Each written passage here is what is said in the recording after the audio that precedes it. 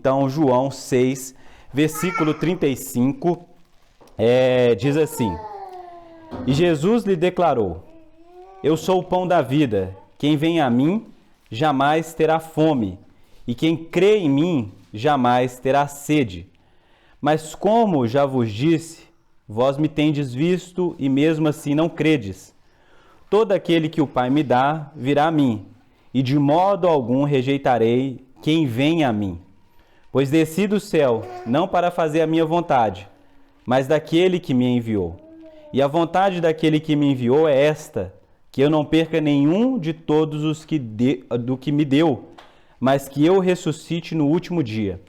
Porque esta é a vontade de meu Pai, que todo aquele que vê o Filho e nele crê, tenha a vida eterna, e eu ressuscitarei no último dia. Vamos orar?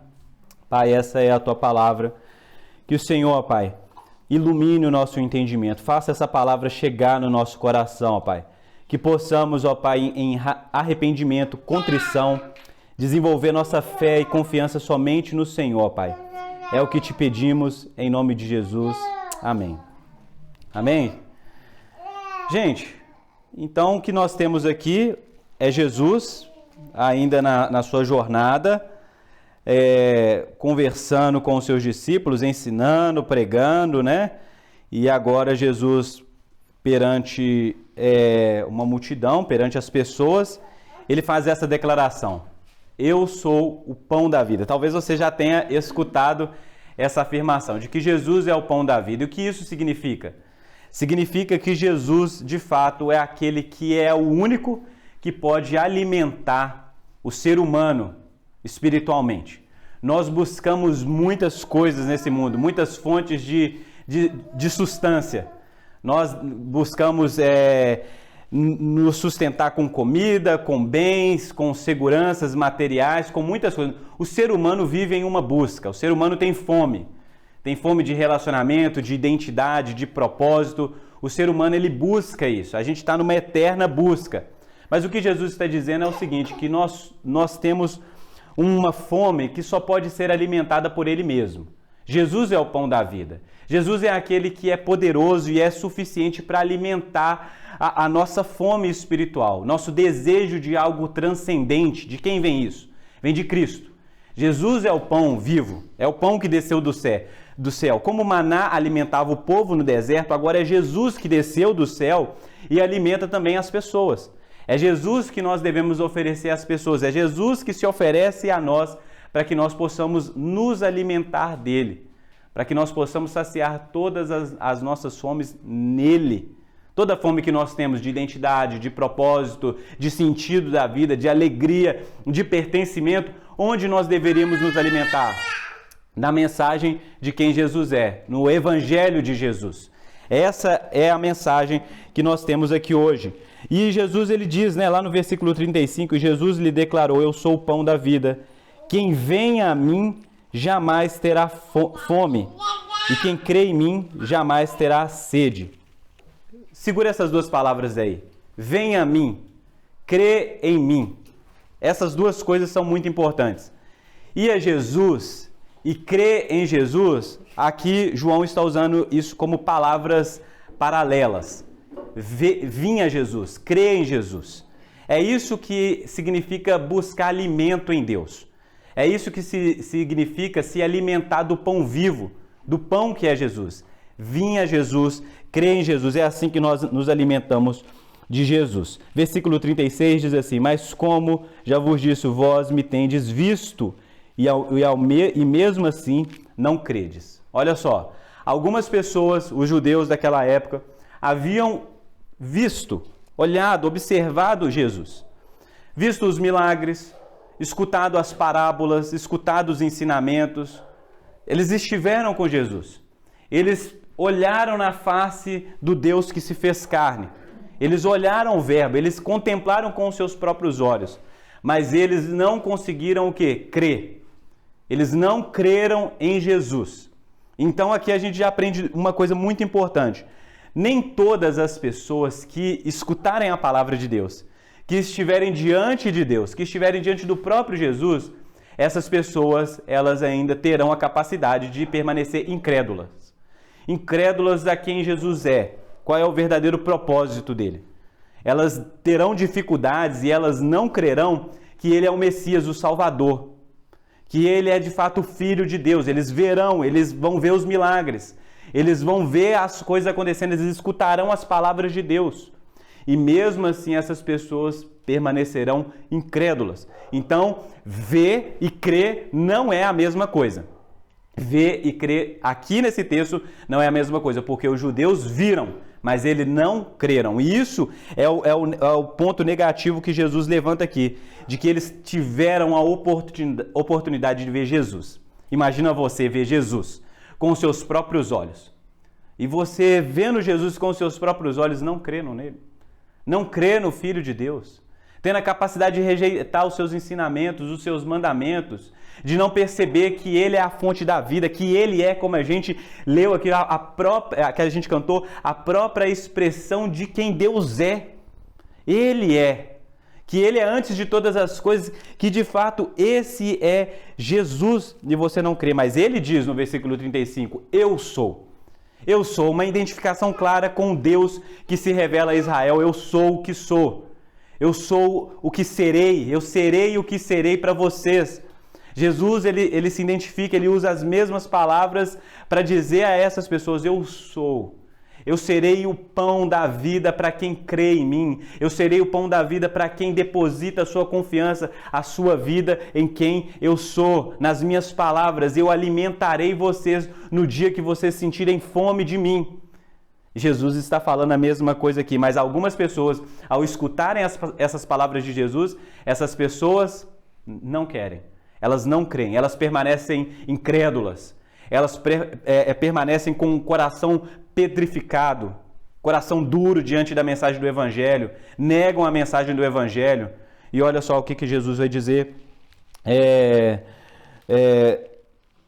no versículo 37. Guarda essas palavras aí. Todo aquele que o Pai me dá, virá a mim. E de modo algum rejeitarei quem vem a mim.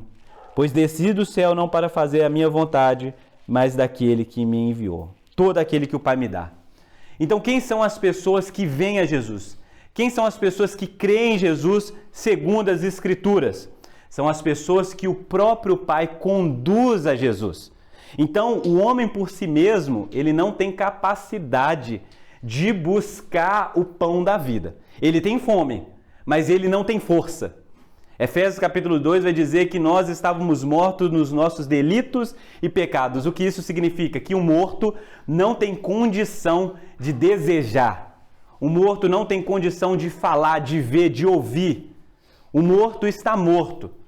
Mas se Deus o ressuscitar, se Deus trouxer vida a esse que estava morto, esse morto começa então a desejar a Cristo. A vida eterna, deseja o pão da vida. Então, o que Jesus está dizendo aqui é que as pessoas que creem nele, essas pessoas são conduzidas pelo Pai. É o Pai quem conduz as pessoas a esse encontro de fé, esse encontro de vida. E quando o Pai conduz as pessoas ao Filho, o Filho de maneira nenhuma irá rejeitar essas pessoas. O Filho irá receber essas pessoas. O Filho irá alimentar essas pessoas. Porque Jesus mesmo diz que ele desceu do céu não para fazer a sua própria vontade, mas a vontade do Pai que o enviou. Não é que Jesus está fazendo algo forçado aqui, que a vontade do Pai de alguma maneira pudesse contradizer a sua própria vontade. Não é isso que ele está dizendo. Ele está dizendo aqui o seguinte, que o Pai tem uma vontade e quando ele desce do céu, ele desce porque ele quer cumprir essa vontade. A palavra vontade aqui é uma palavra que pode ser expressada como decreto. Então Jesus desce do céu para cumprir, para obedecer os decretos do Pai. E qual é o decreto do Pai? É que pessoas creiam no Evangelho e sejam salvos pela fé em Jesus Cristo. Sejam unidas a Jesus Cristo pela fé. As pessoas que vêm, que se achegam a Jesus, Jesus irá receber essas pessoas com braços abertos. Com braços de que vem. Eu reconheço. Perceba bem, não parece uma imagem de um pai presenteando um filho? Guarda essa mensagem, essa imagem na sua cabeça. parece um pai que presenteia o seu filho amado.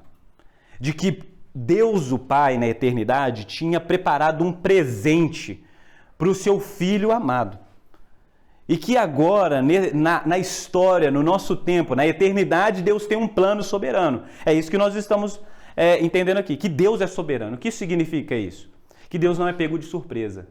Que Deus tem um plano antes mesmo desse tempo, do temporal existir, na eternidade, Deus já havia pensado uma história. Deus já tinha decretado uma vontade, ele já tinha uma vontade e ele diz, assim será. Criarei o mundo, criarei seres humanos e a história será dessa maneira. Eu tenho uma vontade. E nessa minha história, o meu filho vai receber o quê? Eu vou dar um presente para o meu filho. Quem é esse presente que Deus, o Pai, está dando para o filho? Nós, os salvos, pecadores arrependidos, pecadores que vêm a Jesus pela fé. Esse é o presente de Deus, o Pai, para o filho. E Deus, o Pai, está conduzindo os seres humanos, pecadores arrependidos, a Jesus Cristo. E Jesus está recebendo essas pessoas como um bom presente do seu Pai. Mas você pensa bem, né? Que presente é esse? Deus vai levar pecadores? Deus vai dar pecadores, brinquedos quebrados, coisas quebradas, presente quebrado? O que é isso? Que tipo de pai é esse que vai dar algo estragado para o filho? Mas não é essa a história da redenção? De que nós estávamos quebrados? De que nós estávamos estragados? De que nós éramos um presente mau demais até para o mundo, para o próprio universo? Onde o ser humano pisa, onde o ser humano toca a mão, é só destruição. Esse seria um bom presente para um pai, um Deus Pai dar ao seu filho? Mas é que no Evangelho Deus está redimindo essas pessoas. É que no Evangelho Deus está dando nova vida, Deus está reformando, Deus está consertando, Deus está curando essas pessoas, para que essas pessoas cheguem a Jesus perfeitas. Mas a gente sabe que a mensagem do Evangelho é uma mensagem de já e ainda não. É de que Cristo já nos recebe, mesmo ainda nós não estamos prontos, completos.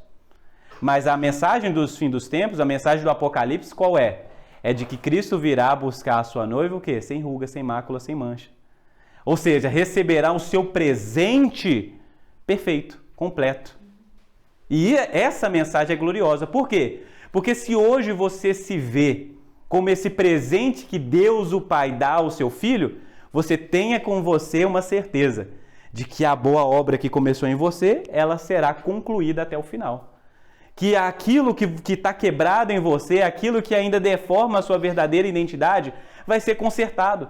E você será um presente bom e perfeito a Jesus. Você será esse presente que Deus, o Pai, conduz a Jesus e que Jesus recebe com carinho. Porque você está sendo restaurado dia após dia. Essa é a mensagem do Evangelho. A mensagem de que Deus está salvando pecadores, está pegando gente quebrada, gente estragada e consertando essas pessoas. Isso é bom. A gente não está acostumado a ler a Bíblia dessa maneira.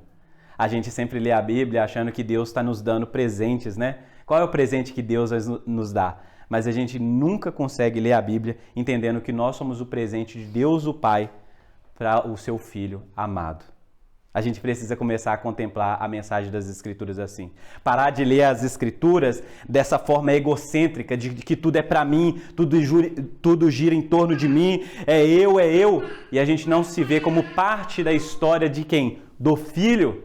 De como o Filho está se tornando o rei desse universo, desse mundo, dessas pessoas. O reino vem e Deus está o quê?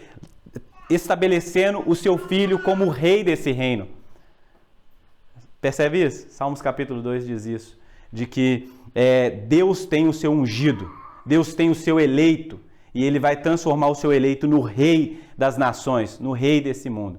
Então, nós recebemos, então, essa graça de participar daquilo que Deus está fazendo em amor ao seu Filho. Percebe isso? Essa seria uma leitura muito mais madura. Isso aí evitaria que você fosse... o seu coração fosse roubado, seu coração fosse direcionado às coisas sem sentido, sem valor dessa vida. Você pensaria mais sobre o que Deus está fazendo, sobre como Jesus está se tornando esse rei de todo o universo, de como a história está toda apontada para Ele, e você se viria parte desses que apontam para Ele. Não é o contrário, não é Deus apontando para você. Essas músicas que nós cantamos sobre nós, essas pregações que ficam falando, que ficam massageando o nosso ego, a gente não percebe que sim, nós somos beneficiados pela mensagem do Evangelho, mas a mensagem do Evangelho fala sobre quem Deus é e aquilo que Ele está fazendo em Cristo Jesus. Essa é uma mensagem madura do Evangelho, é isso que nós precisamos. E isso é alimento para as nossas almas, é disso que nós precisamos. Quando você começa a se alimentar de Cristo, e é essa mensagem que te alimenta, de que você não é o centro do universo, mas alguém é. E Jesus é o centro do universo. Isso é confortável, isso conforta o nosso coração, isso gera prazeres em nós. É o prazer de participar da glória do Pai no Filho. Isso alimenta a nossa alma, isso alimenta o nosso propósito. Amém? Tudo o que nós fazemos por causa de quem Ele é. Amém? Versículo 39. E a vontade daquele que me enviou é esta, que eu não perca nenhum de todos os que me deu. E a vontade daquele que me enviou é esta, que eu não perca nenhum de todos os que me deu, mas que eu ressuscite no último dia. Porque esta é a vontade de meu Pai, que todo aquele que vê o Filho e nele crê, tenha a vida eterna, e eu ressuscitarei no último dia. Então, qual é a vontade de Deus? Alguém pergunta, qual é a vontade de Deus? A vontade de Deus é que todas as pessoas que vê o Filho creiam nele. Creiam nele. Que as pessoas possam ver a Cristo e crer nele, porque essa é a vontade de Deus. A vontade de Deus é que, ao Jesus receber essas pessoas, o que Deus está fazendo não é algo só temporal, não é algo só nosso tempo. É que Jesus irá ressuscitar essas pessoas no último dia. Jesus está falando de vida eterna. É que existe uma vida preparada, algo preparado para além dessa realidade que os nossos olhos veem. Existe algo no futuro e nós precisamos ansiar, desejar por essa vida que logo, logo já chega para nós. É que Jesus nos salva justamente para que nós possamos encontrá-lo na eternidade, para que realmente tudo isso possa se consumar. E qual é o último passo? A ressurreição. A ressurreição. Porque você já foi salvo, mas existe algo ainda errado em você. Mas na ressurreição, não tem mais nada errado. Você está ressuscitado, seu corpo está glorificado segundo as Escrituras. E você está pronto para a vida eterna, para a vida no reino de Deus. Mas nós já experimentamos isso em partes. A palavra de Deus, ela já faz isso em partes com a gente. Já vai conduzindo o nosso coração ao reino, a nossa mente ao reino, o nosso anseio ao reino. As nossas obras, elas vão sendo direcionadas ao reino. E quando nós ressuscitarmos no último dia, quando Cristo nos ressuscitar, nós estaremos completos. Então você precisa ver essa vida nossa como um meio de glorificar a Deus. Algo que está sendo conduzido para um momento da história onde Ele de fato consumou toda a sua obra, Ele terminou a sua obra. E nós então participaremos da vida eterna. O que é a vida eterna? A vida eterna é essa inauguração completa, porque já começou em Cristo Jesus, mas é esse completar da obra de Deus, onde nós seremos completamente redimidos. Sabe essa dor nas costas que você tem? Não vai ter no reino. Entendeu? Essa dor no joelho quando você sobe a escada, essa coisa na sua carne ainda, desejando mal, entendeu? Não vai ter isso mais. Por quê? Porque a obra de Deus será completa em nós. Mas enquanto esse dia não chega, nós precisamos proclamar ao mundo essa mensagem da soberania e da graça de Deus. Primeiro, Deus é soberano. A primeira coisa é que Deus é soberano, Deus tem uma vontade. Deus não é um Deus cuja o futuro está em aberto. Deus não é esse Deus o qual o futuro está em aberto. Para Ele todas as coisas estão pré-ordenadas, Ele está no controle de toda a história, Ele não é pego de surpresa. Quando tem guerra no lugar, quando tem epidemia ou pandemia de alguma coisa, Ele não é pego de surpresa. Quando as economias se desestabilizam, Ele não é pego de surpresa. Nós somos pegos de surpresa. Porque a nossa mentalidade, ela é aqui, ó, limitada, nesse tempo. Mas o Deus que se apresenta nas Escrituras sempre teve um plano. Ele sempre teve um povo em mente. Olha só, quando ele pensava na encarnação do seu filho, ele já tinha o quê? Um Abraão em vista, um Isaac, um Jacó, um povo, um lugar. Ele já havia preparado todas as coisas. Nós conhecemos isso no nosso tempo, mas esse Deus tem tudo preparado diante dos seus olhos. A sua vontade, os seus decretos, ele está muito seguro daquilo que ele quer, daquilo que ele deseja. Ele não está com uma vontade em aberto. Ele tem uma boa vontade, ele é aquele que tem sabedoria.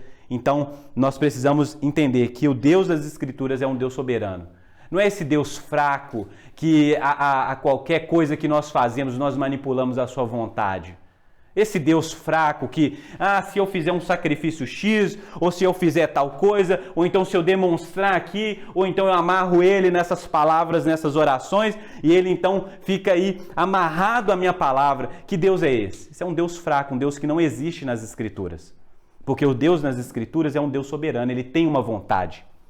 E a sua vontade acontece conforme os seus desígnios, e ele conduz toda a história, para que a história possa, então, culminar na sua própria glória.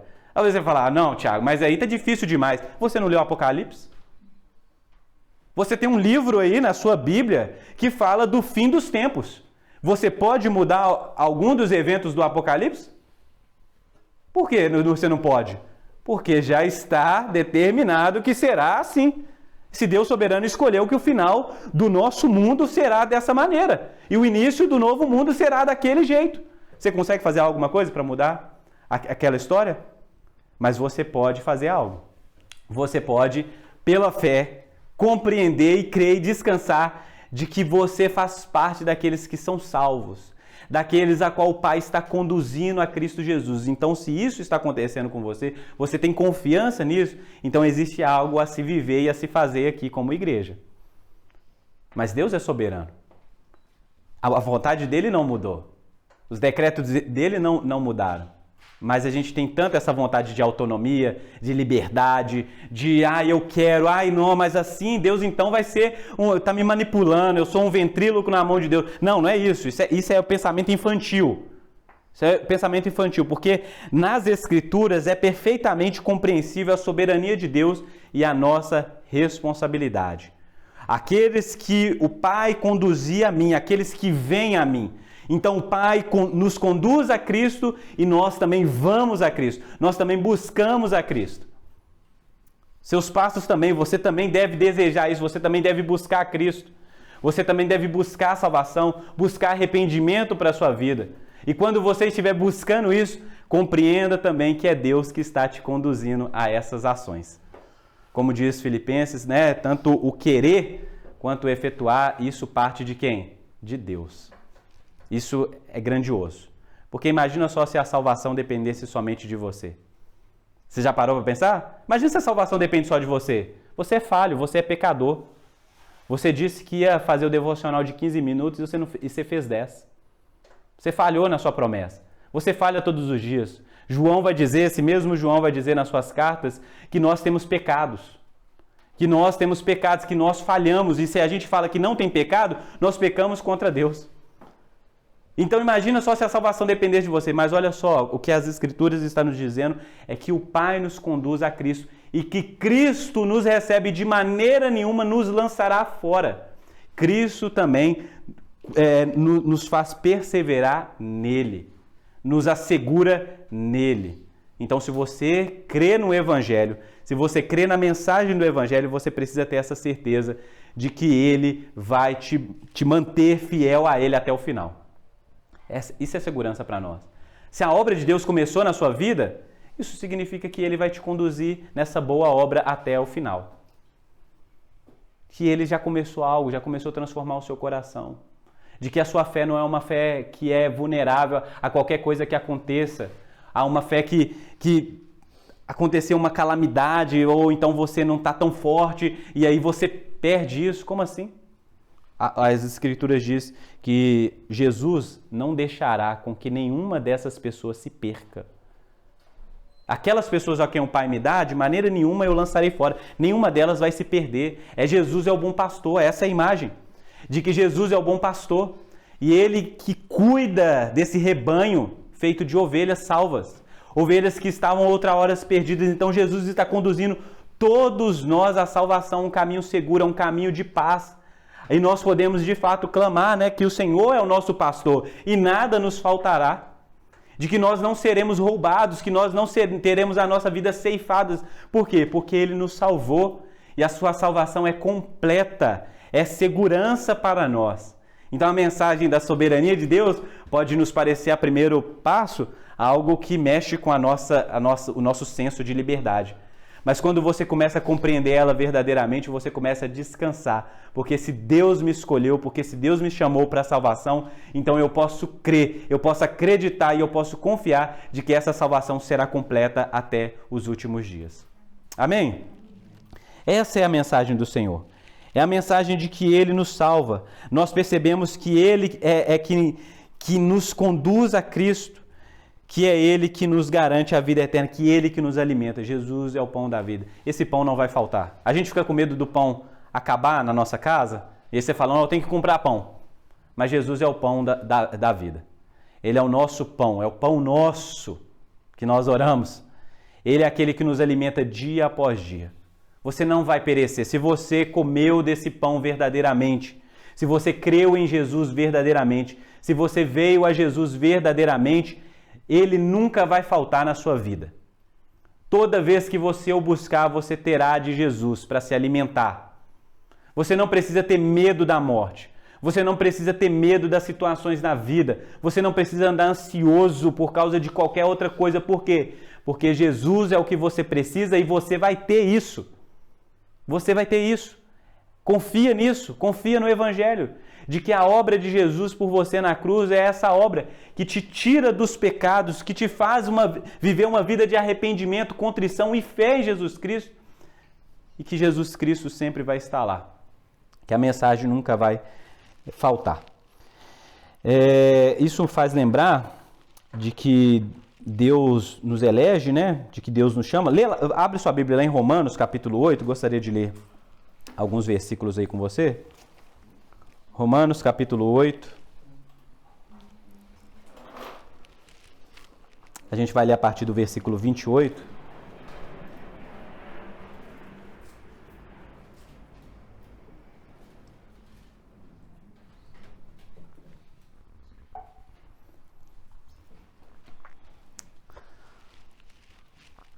Romanos 8, versículo 28, diz assim: Sabemos que Deus faz com que todas as coisas concorram para o bem daqueles que o amam, dos que são chamados segundo o seu propósito.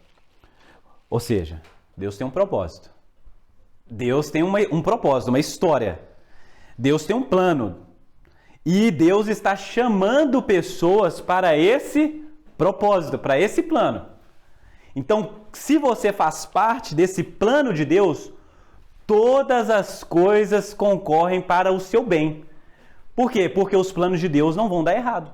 Isso é o nosso bem. Nós estamos garantidos de que há sucesso no plano de Deus. Há propósito, não há falhas no plano de Deus. E se nós fazemos parte desse propósito, não importa como a sua vida está hoje. A questão é que tudo que você vive culminará para a glória de Deus e isso é bom para você. Isso concorre para o seu bem. Pois, versículo 29, pois os que conheceu por antecipação também os predestinou para serem conformes à imagem do seu Filho, a fim de que ele seja o primogênito entre muitos irmãos. Ou seja, Deus está chamando pessoas, mas não chamando pessoas simplesmente por um propósito. Ele está chamando pessoas para fazer parte do seu propósito, mas existe uma maneira como nós fazemos isso, como nós participamos disso. Alguma coisa acontece com a gente. O que acontece com a gente? É que a gente vai sendo transformado em imagem do Filho de Deus. É que nós vamos nos tornando parecidos com Cristo conforme nós vamos caminhando no propósito de Deus. E tá vendo? O seu chamado é porque Deus quer que você se torne igual a Jesus. Você se torne, de fato, um pequeno Cristo, um cristão. que você se torne um cristão genuíno. Versículo 30. E aos que predestinou, então Deus elege, Deus chama. Como que Deus chama? Pela pregação do Evangelho, ok? Quando você escuta o Evangelho, Deus chama. Mas quando você está sendo chamado ao Evangelho, significa que o Pai já havia escolhido você para isso. Então a palavra chega naqueles que são escolhidos, né? Então vocês são chamados, e aos que chama ele também justifica, ou seja, não é simplesmente chamar, mas Deus o que? Imputa santidade, ele te inocenta, ele te justifica, ele limpa você dos seus pecados, ele tira a condenação que havia contra você. Então Deus te chama, Deus te justifica, e aos que justificou, a eles também glorificou. Então, agora que você já foi chamado, você foi eleito em Deus para a salvação, você foi chamado em Deus, você foi justificado na obra de Jesus Cristo, e agora o que falta acontecer na sua vida? Você ser glorificado. Você ser glorificado. E é por isso que Jesus, ele promete que esses no último dia eu ressuscitarei. Porque a ressurreição é a imagem visível da glorificação de Deus. Continue lendo comigo no versículo 31, que agora é a hora da alegria, é a hora do fogo pentecostal aí, né? Vinha aí em você, porque olha só, que coisa maravilhosa, né? Portanto, o que podemos dizer diante dessas coisas? Se Deus é por nós, quem será contra nós? Olha a ideia da soberania de Deus aqui, como Paulo ressalta aí. Se Deus é por nós, quem será contra nós? Quem será contra os planos de Deus? Quem pode atrapalhar os planos de Deus? Quem pode? Se Deus é por nós, quem será contra nós? É uma retórica aqui. Aquele que não poupou nem o próprio Filho, mas pelo contrário o entregou por todos nós, como não nos dará também com ele todas as coisas? Que todas as coisas é esse que ele nos dá? O seu Filho, a certeza da salvação, a força para perseverar, a força para arrepender dos pecados, para negar as tentações. É isso. As pessoas pegam esse versículo e falam, Deus vai te dar um carro, vai te dar uma casa, Deus não vai dar todas as coisas? Não, o versículo está falando da capacidade de permanecer nos propósitos de Deus. Aquele que não poupou o seu próprio Filho também nos dará todas as coisas? A capacidade de você suportar o sofrimento, a capacidade de perseverar em fé, te dá alegria, louvor, esperança no futuro, capacidade de criar os seus filhos para a glória de Deus, de trabalhar apontando sempre o reino de Deus. Olha só, Deus vai te dar todas essas capacidades de viver como um cristão genuíno, como um filho de Deus, a imagem de Jesus. É isso que o texto está dizendo. Versículo 31 diz, quem trará alguma acusação contra os escolhidos de Deus? É Deus quem o justifica. Quem pode te condenar? Satanás, o seu passado, alguém pode chegar para você, mas eu lembro do que você fez no passado. Mas você é crente, mas eu lembro que semana passada você fez aquilo, hein? Você pecou, hein? Será que o seu pecado agora, você estava salvo e o seu pecado agora não te coloca no inferno? Quem vai trazer acusação? Quem vai te acusar? Nenhuma acusação pode vir contra você, por quê? Porque é Deus que te justifica. Quem os condenará? Alguma coisa pode te condenar? Alguma coisa pode tirar de você essa salvação obtida em Cristo Jesus pela fé, mediante a graça de Deus? Alguém pode fazer isso? Quem os condenará? Não existe mais condenação. Romanos capítulo 8, versículo 1, se você ler rapidamente, vai dizer, não há mais condenação para aqueles que estão em Cristo Jesus. Não há condenação, ou seja, você foi salvo de verdade, você não precisa ter medo disso, você foi salvo, confie nisso, se apegue isso com todas as suas forças. Quem nos condenará? Cristo Jesus é quem morreu, ou pelo contrário, quem ressuscitou dentre os mortos, o qual está à direita de Deus e também intercede por nós. Então Jesus é o nosso intercessor, versículo 35. Quem nos separará do amor de Cristo? Será a tribulação, a angústia, a perseguição, a fome, a privação, o perigo, a espada? Como está escrito, por amor de ti somos entregues à morte todos os dias, fomos considerados como ovelhas para o matadouro. Mas em todas essas coisas somos mais que vencedores por meio daquele que nos amou. Em todas essas coisas nós somos mais que vencedores. Por quê? Porque nenhuma dessas coisas, o perigo da morte, qualquer coisa dessa vida, pode nos tirar a salvação. Nós sempre saímos vitoriosos. Porque aquilo que Cristo conquistou para nós, aquilo que o Pai está conduzindo na sua soberania e graça, não pode ser tirado. Não pode ser tirado. Porque Jesus não rejeita os presentes que o Pai o deu. Jesus não rejeita. Você é um presente que o Pai está dando a Cristo. Você é esse presente. Você está sendo dado a Jesus como um presente do Pai ao Filho. E o Filho não vai pegar o presente e falar assim, eu não gostei, jogar fora. Pelo contrário, você pode ter certeza que ele de maneira nenhuma lançará fora. Ele vai receber esse presente e cuidar desse presente. Não é um brinquedo, é um presente, é algo valioso, é algo bom que Deus criou.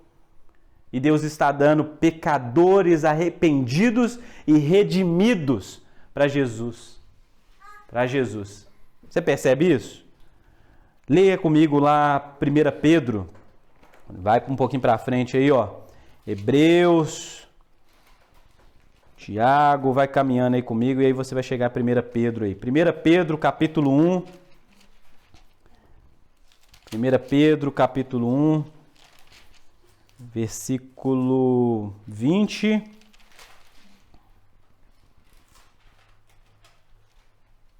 Mas a gente pode ler a partir do versículo 19, que diz assim: Mas fostes resgatados pelo precioso sangue, como de um cordeiro sem defeito e sem mancha, o sangue de Cristo, conhecido já antes da fundação do mundo, mas manifestado no fim dos tempos em vosso favor. Perceba bem que essa é uma das palavras que me marcam muito, porque elas falam do plano soberano de Deus. Que antes da fundação do mundo, o sacrifício de Jesus já havia sido conhecido do Pai. Se você estiver olhando para esse texto dentro da cabeça do tempo, você já não vai entender nada. Porque nós não estamos falando de algo que está no tempo. É que antes da fundação do mundo, antes de existir tempo, 24 horas. Na eternidade, Deus já havia preparado um sacrifício. Na eternidade, Deus já havia preparado algo. Porque ele sabia que a sua criação iria o quê? Se corromper. Isso aí era algo. Deus não foi pego de surpresa. Mas antes dele ser surpreendido pela queda do homem, ele já havia preparado um caminho de volta do homem para Deus. Mesmo sabendo que Deus iria criar seres humanos para o seu filho e esses seres humanos iriam se perder, Deus já havia preparado uma maneira, um jeito deles voltarem para Jesus redimidos, curados, salvos. Perceba isso. O plano soberano de Deus. E nós fazemos parte disso. Quando nós cantarmos aqui, quando nós estivermos aqui servindo a Deus, quando nós estivermos proclamando o Evangelho, não proclame um Deus menor do que Ele é, porque Ele é grande. Porque esse Deus é soberano, é poderoso. É o Deus que faz com que a sua vontade aconteça no nosso tempo. A sua vontade eterna seja conhecida de homens temporais como nós somos. Esse é o Deus grandioso. É o Deus majestoso. Não é um Deus que alguma coisa pode mudar a sua vontade. Ele tem uma vontade, um decreto soberano. E esse decreto e a sua vontade está acontecendo dia após dia. Dia após dia, Deus está salvando pecadores. Pecadores que nunca, pela sua própria vontade, buscariam Jesus, nem mesmo se eles vissem o Filho de Deus encarnado, como era a ideia aqui dos judeus. Os judeus, eles viram, muitos deles, viram o Filho de Deus encarnado. O Filho de Deus. O Verbo de Deus encarnado, e eles não creram. Por quê? A mensagem das Escrituras é clara, que nós não temos capacidade por si mesmo, por nós mesmos, de crermos em Jesus, de desejarmos o alimento para as nossas vidas. Nós não fazemos isso, mas o Pai opera em nós regeneração, nos conduz a Cristo, quebra em nós as barreiras, tira o coração de pedra e nos dá um coração de carne. E nesse coração de carne, então, nós começamos a desejar o pão da vida, Jesus, nos alimentar de quem Ele é na sua obra. Então Deus precisa operar um milagre na humanidade para que a humanidade possa desejar o reino de Deus. É isso que Deus está fazendo, salvando pecadores. Isso é salvação. Isso é salvação, não é nenhuma outra coisa. Salvação é isso. De que nós, com o nosso coração duro, nosso coração petrificado, nós merecemos a condenação eterna. Nós merecemos o juízo, porque nós não buscamos a vontade do Pai. Nós queríamos a nossa própria liberdade, só há um jeito de ser livre. No inferno. Essa é a mensagem. Você quer ser livre de Deus? Você não quer obedecer a Deus? Você não quer viver no mundo que Deus quer? Então, ok, tem um lugar reservado para as pessoas que são os impenitentes, os desobedientes, aqueles que não desejam a salvação. Mas se você, então, deseja a salvação, pela graça de Deus, Ele oferece em Jesus Cristo. Venha até Ele, creia nele, deposite a sua confiança nele e seja salvo. Essa é a mensagem do Evangelho. Dura e doce mensagem do Evangelho. Dura, porque ela incomoda os nossos corações. A nossa sensação de liberdade, isso aí atrapalha tudo. Mas doce porque quando nós percebemos que realmente nós somos um perigo à sociedade, um perigo a nós mesmos, um perigo à nossa salvação, nós começamos então a pensar como é essa ideia de que Deus é soberano e de que Ele realmente nos conduz à vida eterna, que Ele nos mantém na vida eterna, nos assegura nesse lugar, como isso é bom para nós.